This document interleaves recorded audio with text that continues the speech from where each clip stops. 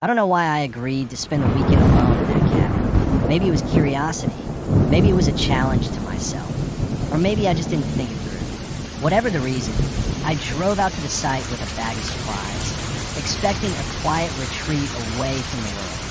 The cabin was located in a restricted area, an old construction site that had been abandoned for years. It was miles from the nearest town, deep in a landscape of overgrown dirt roads, rusted machinery, and half-finished structures left to rot. The land was dry and barren, covered in patches of dead grass and cracked soil.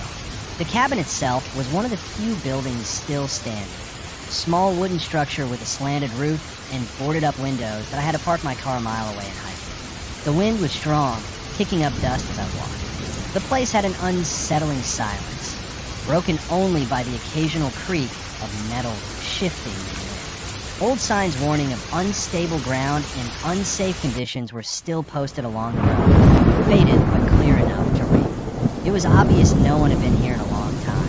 The inside of the cabin was simple. A single room with a rickety bed, a table covered in dust, and a rusted stove. The air was thick with the scent of old wood. I set my bag down and took a deep breath. The place felt wrong. Not haunted, not supernatural, just wrong.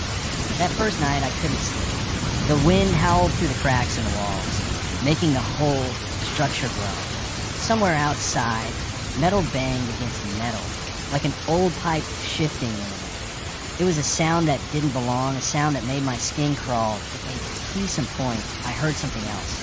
A faint crunching sound, like footsteps on gravel. I told myself it was just the wind, just a breeze shift. But the sound came again, slow and deliberate, moving toward the cabin. My pulse quickened. I stayed perfectly still, listening. The footsteps stopped just outside the door. Then nothing to... I waited for what felt like hours before exhaustion finally pulled me into a restless sleep. The next morning, I stepped outside to find something I couldn't explain. Footprints, leading from the far side of the site, straight to my door. Deep impressions in the dirt. And like before, no return track that I forced myself to ignore. Maybe I just overlooked them when I arrived. Maybe they had been there the whole time. But deep down, I knew that wasn't true, that I spent the day exploring, walking through the skeletal remains of buildings that had never been finished. Rusted beams jutted from the ground like broken bones. Half-built staircases led to nowhere.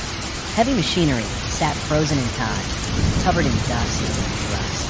The deeper I went, the heavier the silence became. The wind didn't reach this far. The air was still thick, expectant. I came across a section of the site that had collapsed.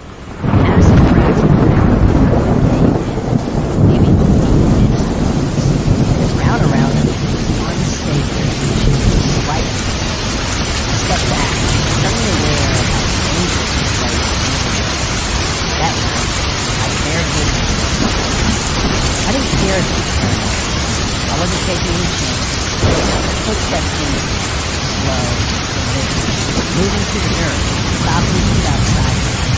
Then came the knocking, softer, then harder. Knock, knock, knock, but I held my breath, gripping the handle in my